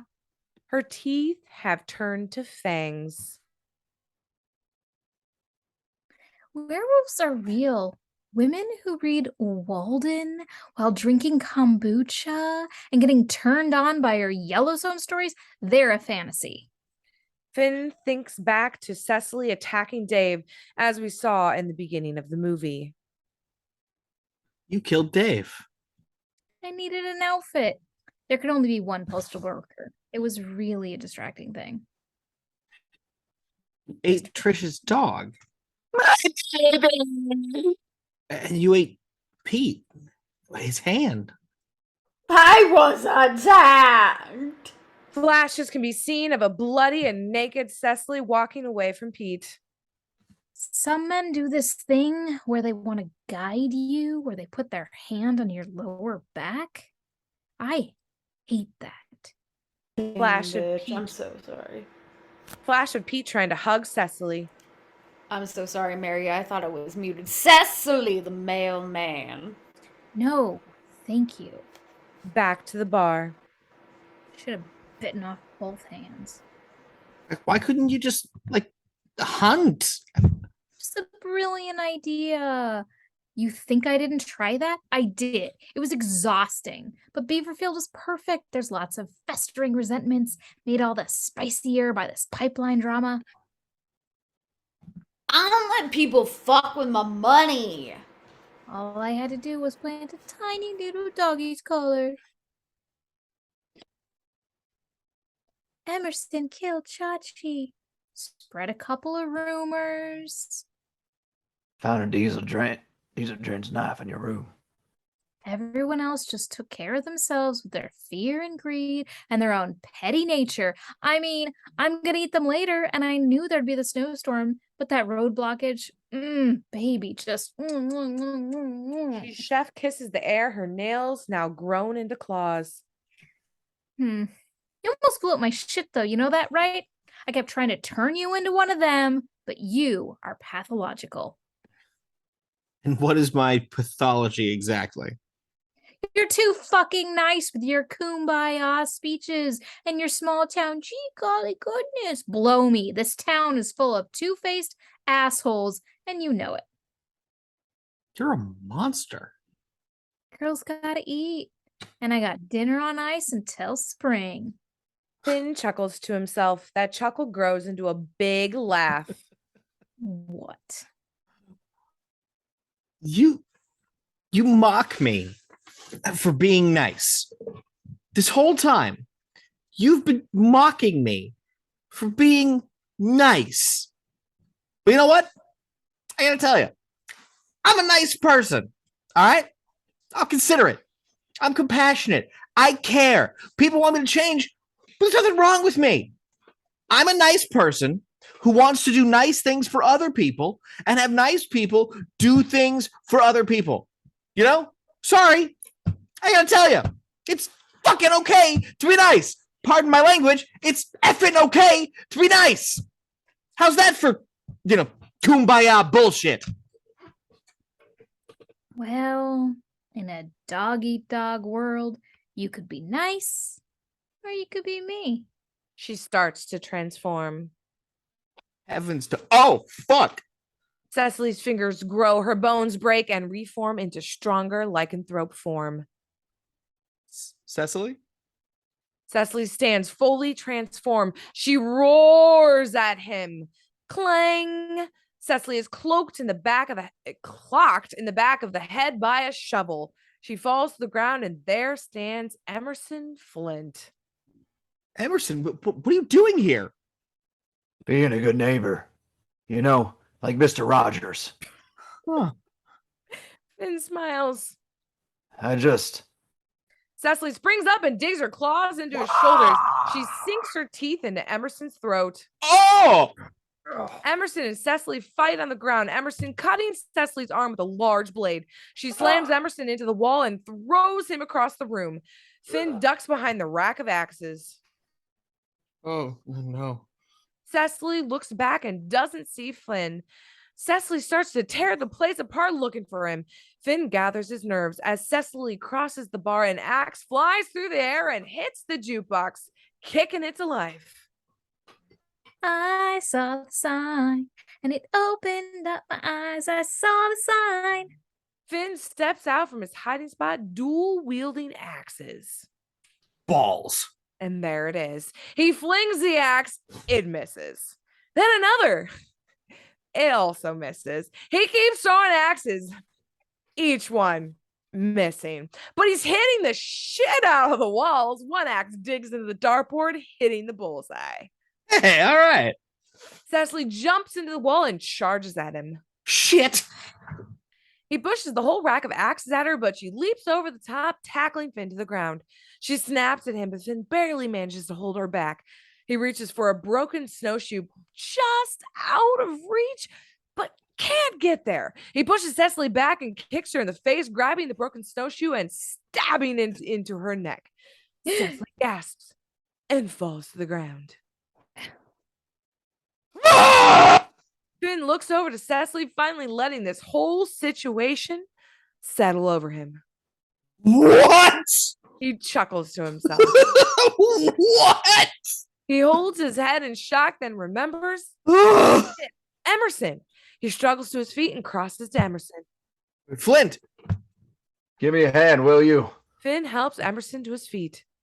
Thanks. You all right? You saved my life. Neither of them noticed Cecily rising behind them. Yeah, well, I like what you said back in my cabin about community. That was nice. You hungry? Starving. You think Janine's still alive? Maybe. She could make us a sandwich. They chuckle. Without warning, Cecily leaps through the air and lunges at both of them. Blam! An arrow slaps into Cecily's cheek, knocking her to the ground. Finn and Emerson look from the falling Cecily to the open door where Janine stands with the crossbow. Make your own damn sandwich. Amen. Neither of them know what to say before Finn can say anything. Snap to black. The end.